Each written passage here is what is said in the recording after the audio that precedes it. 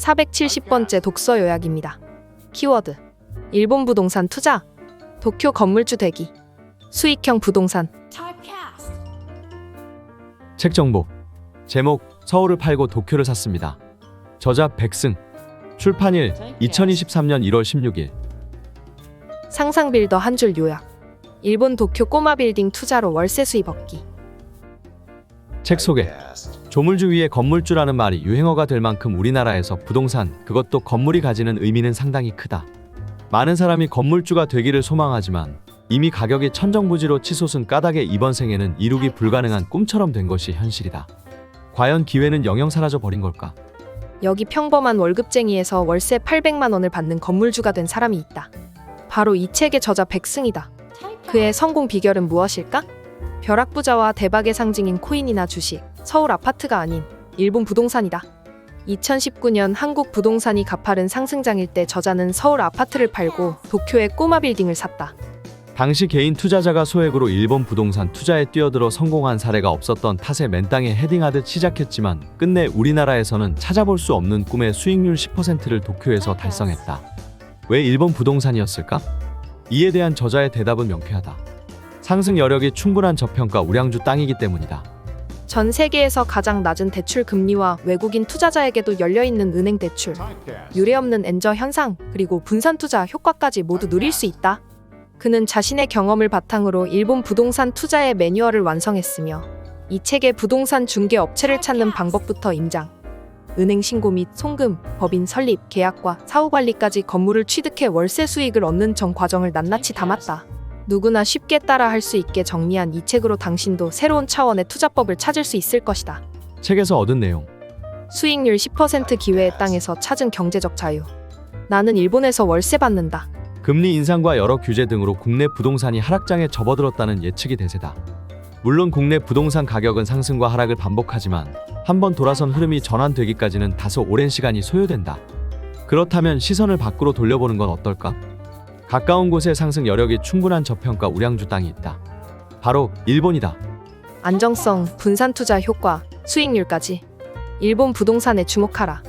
우리나라에서는 찾아볼 수 없는 꿈의 수익률 10%를 도쿄 부동산 투자로 달성한 저자가 자신의 경험을 바탕으로 일본 부동산 투자의 매뉴얼을 완성했다. 이 책에는 부동산 업체를 찾는 방법부터 임장, 법인 설립, 계약과 사후 관리까지 건물을 사기 위한 모든 과정이 담겨 있다. 누구나 쉽게 따라할 수 있게 정리한 이 책으로 당신도 어려운 상황을 타개할 새로운 투자법을 찾을 수 있다. 부산만큼 가까운 도쿄에서 꼬마 빌딩주 되는 법. 일반인도 가능한 일본 부동산 투자의 A에서부터 G까지. 일본은 경제 규모가 전 세계에서 세 번째로 큰 강대국이자 선진국이기도 하다. 한국인이라면 이 사실이 불편할 수도 있겠지만 사실이 그렇다. 세계 GDP 순위 세 번째인 선진국, 이만한 경제 규모를 가진 나라의 부동산이라면 아무리 버블 붕괴 이후라고 해도 가격이 어마어마하게 높을 거라는 생각이 들었다. 실제로 워킹홀리데이나 주재원을 갔던 친구들은 도쿄의 살인적인 월세에 대한 이야기를 종종 들려주었다. 그런데 이런 생각들은 모두 사실이 아니었다. 뚜렷한 근거 없이 무작정 침체로 각인되어 있던 일본 부동산은 9년 전부터 다시 들썩이기 시작해서 2017년부터 호황인 상태였다. 또 엄청나게 높은 가격대일 거라고 생각했던 도쿄 부동산 중에는 내 종자 돈으로 살 수 있는 금액대의 부동산이 있었다. 이런 사실을 깨닫고는 일본의 부동산에 대해 파헤치기 시작했다. 그리고 약 6개월 후 나는 5억 원 가량의 금액으로 도쿄도 신주쿠에 위치한 대지 40평짜리 상가주택을 샀다.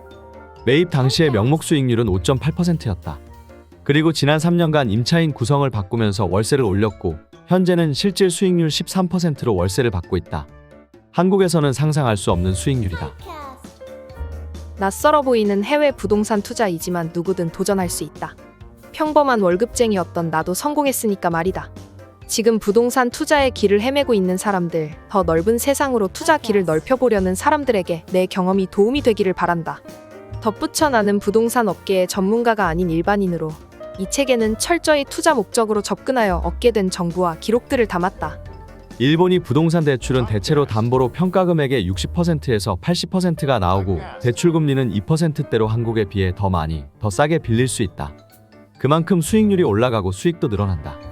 즉, 레버리지 효과를 톡톡히 볼 수 있다는 것이다. 이렇게 일본에서는 같은 투자 금액으로 한국보다 훨씬 높은 수익률을 기대할 수 있다. 일본 부동산 투자를 직접 경험해본 지금은 자신있게 말할 수 있다. 일본에서만큼은 사기를 당하는 일이 거의 없을 거라고 말이다. 일본의 부동산 제도는 오랜 세월 동안 지속되어 빈틈없이 탄탄하고 거래 당사자인 일본인들은 신뢰를 가장 중요하게 여긴다는 특성이 있다. 거기다 일본의 부동산 제도는 한국과 꼭 닮아 있다. 거래 절차에서는 소유권 이전 등기, 심지어 등기부등본의 생김새와 용어조차도 똑같다. 2019년 대한민국 부동산이 가파르게 치솟을 때 저자는 서울의 아파트를 팔고 도쿄에 상가 주택을 갔다. 차익형 투자에서 벗어나 경제적 자유를 이룰 수 있는 수익형 투자의 꿈을 이루기 위해서였다. 이를 위해서 높은 수익률이 애정된 저평가 우량주 땅을 찾기 시작했고, 과거 서울 부동산 상승장과 비슷한 흐름을 보이는 도쿄를 선택했다. PIR 지수란 Price to Income Ratio의 약자로 소득 대비 주택 가격의 비율을 나타내는 지수다. 주택을 소유한 가구의 연소득으로 특정 지역이나 국가의 집을 사는데 얼마의 시간이 걸리는지 측정한다. PIR 10이라고 하면 10년치 연봉을 한 푼도 쓰지 않고 모아야 집을 살 수 있다는 뜻이다. 즉, 수치가 높을수록 그 지역 사람들의 경제력에 비해 집값이 과하게 부풀려져 있다고 보는 것이다. 2021년 기준 전 세계의 PIR을 확인해보면 홍콩 45.19, 베이징 41.70, 싱가포르 19.38, 서울 28.86, 도쿄 15.40이다. 2016년에 비해 2021년에 PIR이 얼마나 올랐는지를 확인해보면 홍콩이 20%, 베이징이 24%, 서울이 73% 상승한데 반해 도쿄는 41% 하락했다. 부동산 가격의 상승세가 계속되는데도 도쿄의 PIR은 오히려 줄어들었다. 이 말은 다른 도시들의 소득 대비 부동산 가격의 상승률보다 도쿄의 부동산 가격 상승률이 더뎠다는 것이다. 현재의 집값을 떠받칠 수 있는 여력이 아직 남아있다는 뜻이다. 잃어버린 20년으로 기억되는 일본 부동산. 과연 지금은 어떻게 되었을까?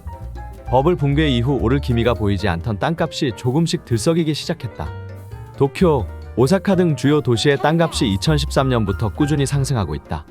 도쿄 23구의 공시지가는 2013년 이후 평균 3%씩 신장했고, 도쿄오구라고 불리는 주요 도심부인 신주쿠구, 시부야구, 미나토구, 주오구, 지오다구에서는 매년 평균 6%씩 올랐다.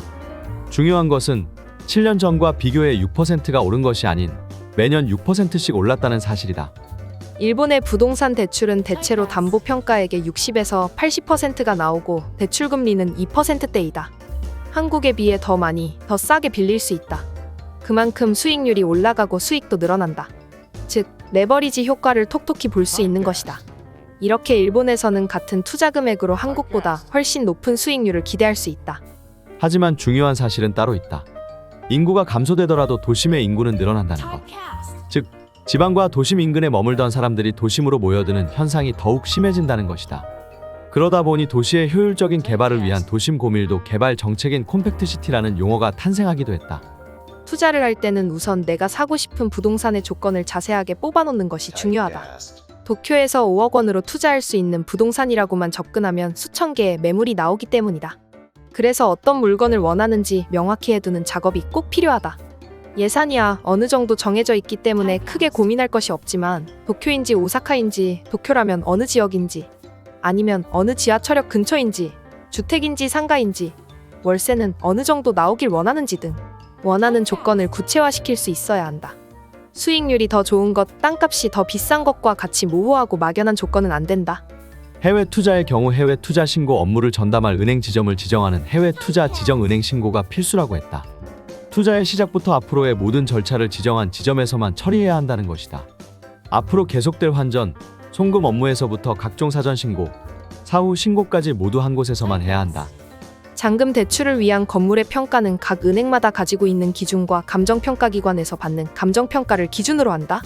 평가가 완료되기 전까지 정확한 금액을 알 수 있는 방법은 없지만 어느 정도 예측은 가능하다. 앞서 했던 가심사가 잔금 대출의 예측용 심사라고 생각하면 된다. 대개 공시지가 일본에서는 통상 고정자산세 평가액이라는 항목을 체크한다 또는 매매가의 60에서 70% 수준으로 측정된다. 그렇다면 굳이 법인 투자를 선택한 이유는 무엇일까?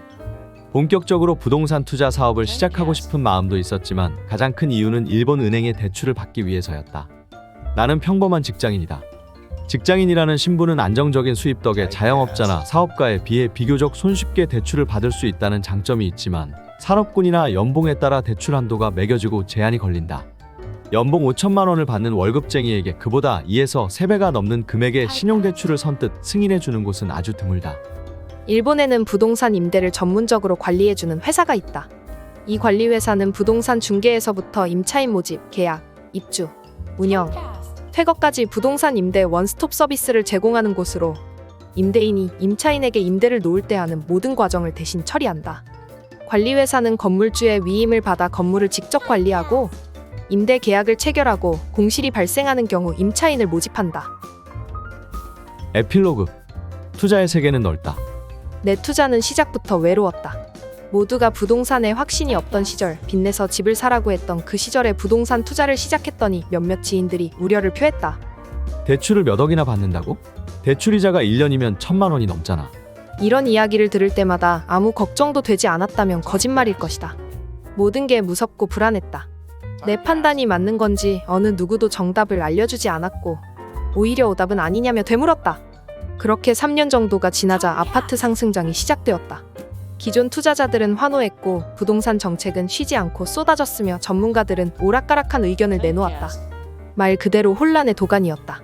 어른, 아이 할 것 없이 남녀노소가 부동산 상승을 외치는 말 그대로 부동산 광기의 한가운데였던 2019년, 나는 서울 아파트를 팔았다.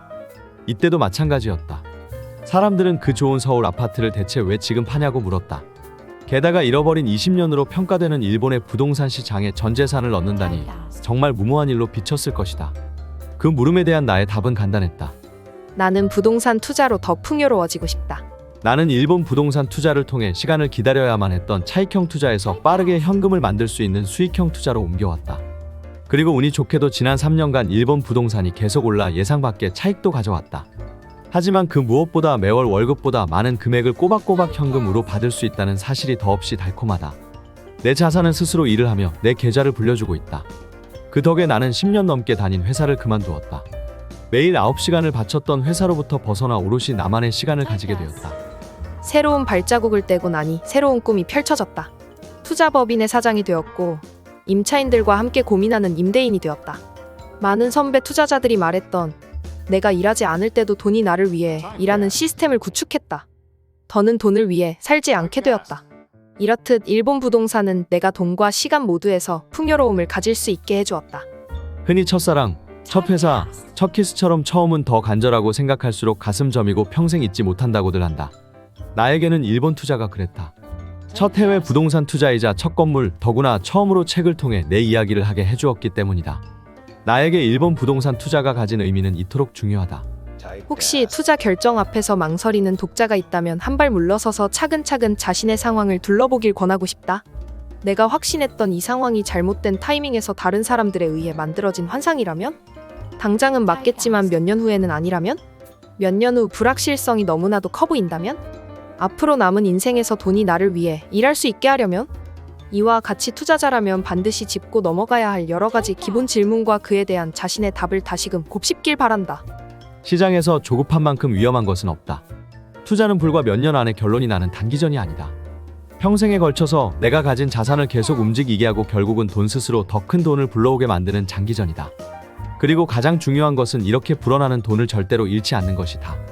투자자는 작은 실패나 큰 성공에도 겸손해야 하며 스스로 돌이켜볼 줄 알아야 한다. 투자의 세계에서 정답이란 없다.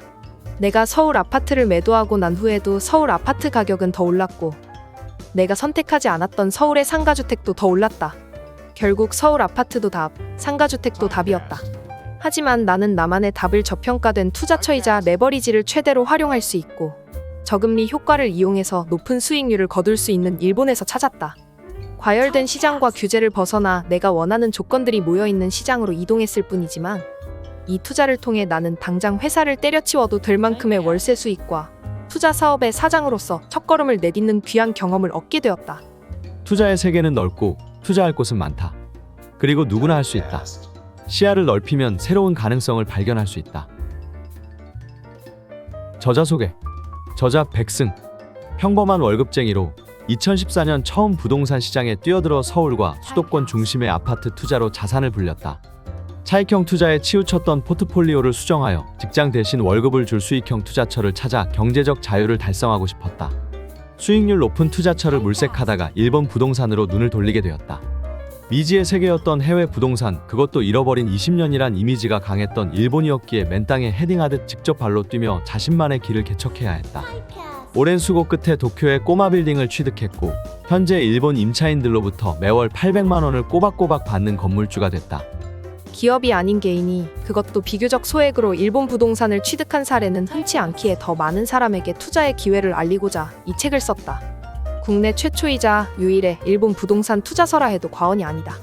지금은 잃지 않는 백전백승 투자를 모토로 개인 블로그를 통해 일본 부동산 투자에 관심 있는 이들과 소통하며 유익한 정보를 제공하고 있다. 이상으로 독서 요약을 마치겠습니다. 본 녹음은 타입캐스트를 이용하였습니다. 지금까지 상상빌더였습니다. 감사합니다.